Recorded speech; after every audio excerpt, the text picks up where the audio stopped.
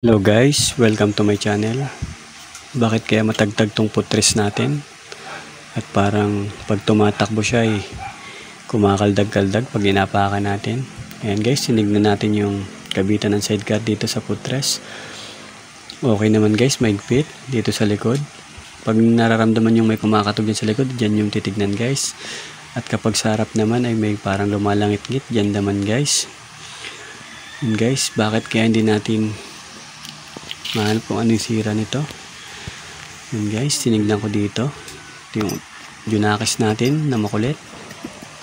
Hinahanap ko kung bakit yan umaalog-alog siya guys kapag inapakan mo siya. Lalo kapag tumatakbo at yung sidecar ay pumapaling. Nararamdaman mo yung palo ng sidecar dyan guys. Yan guys, titignan natin kung ano yung meron, kung bakit kumakalog yung putres natin kapag umaandar. Napansin ko dito guys ay yung tornilyo niya lumuwag. Yan, and guys, lumuwag guys. Siguro mga half inches yung niluwag ng tornilyo niya. At saka napansin ko rin dyan guys, kapag natakbo siya guys, malakas yung alog niya. Tapos dito sa kabila yan guys, so walang tornilyuhan. Yan guys, oh.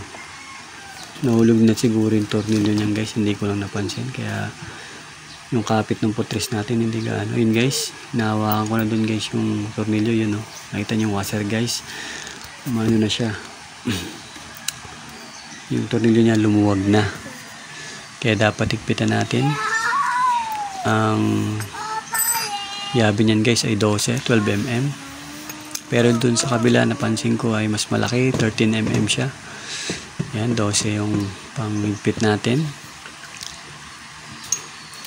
Ito pala yung isang dahilan din kung bakit parang makaldag yung putres natin. Check lagi natin yan guys, baka ma-accident tayo kapag naubos yung mga tornilyo niyan guys. Kapalo-palo yan guys, baka mataranta tayo, baka mag-cause pa ng aksidente. Yan, mahirap lang mag sikwat dito guys sa ilalim. Kailangan na may sapin kayong karton para higaan nyo. Kung meron naman kayong lagayan o yung rampahan para mas madali nyong maigpitan, tatanggalin nyo nga lang guys sa sidecar yung motor nyo para magawa nyo ng maayos. Wala tayong gawaan guys, dito sa garahe lang tayo magagawa. Kaya higpitan na lang natin dito guys. Nakahiga tayo niyan at binibidyoan natin.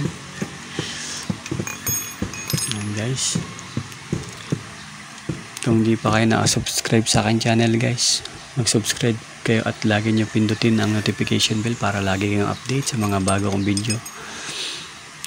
Sa mga nakaranas ng ganitong problema, makaka-relate kayo dito guys sa video na to. Yan, tiyaga-tiyaga lang guys kasi ang hirap ipasok nung 12 mm wrench natin. Yan guys, ayun, gumagalaw yung nut natin. Hinahanap ko ng pwesto kung paano natin may papasok yung 12 mm. Kailangan guys maigpitan natin yan guys kasi nagbabibrate yung sa paa natin kapag tumatakbo yung tricycle natin. Kailangan natin higpitan talaga yan. Tsaka always check natin yung mga tornilyo natin sa tricycle natin guys. Lalo na yung mga dugtungan papuntang motor sa tricycle. Kasi mararamdaman natin yan naman kapag may problema kasi. Parang may katug-katug gumaganon guys. Mararamdaman nyo yan. Kaya lalo kung nagbabiyahe kayo ng malayo, ganun yung gawin nyo guys. Yung ito, isa guys na tornilyo, 13 yan, 13 yung nakalagay na bolt dyan. Kasi nung nabili natin to guys, ngayon lang natin napansin na yung sa kabila guys niya na, yung kapartner niyan, yung inigpitan natin yan pa rin yung kanina. Guys, igpitan natin maigi. Kung meron kayong lock washer guys, mas maganda para lumalaban siya guys. Kasi yan nakalagay dyan, no, washer lang. Kaya konting alog niyan, may posibilidad na lumuwag uli. Yan guys, medyo natin yung ilalim niya. Yan guys, ayun yung tornilyo dito sa may harap. Ayan o, may lock washer yan. Kaso dito sa may kabila, wala siyang lock washer. Yan guys. Kailangan natin check lagi yung mga tornilyo. Lalo na kung babiyahe tayo malayo. Yan. Pipitin natin maigi para mas maganda yung maging takbo ng motor natin at hindi tayo nangangamba na baka may kumalas na tornilyo. Yan guys, salamat sa inyong panonood. Sana ay nakakuha kayo ng kaalaman sa ating video. Salamat po.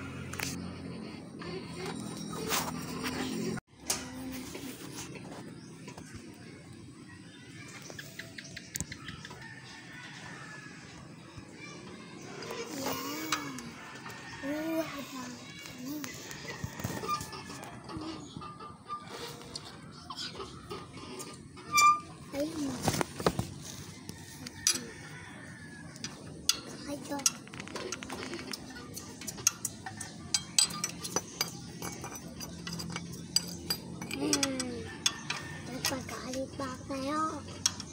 Ano? Ba't nagagalit ako tayo?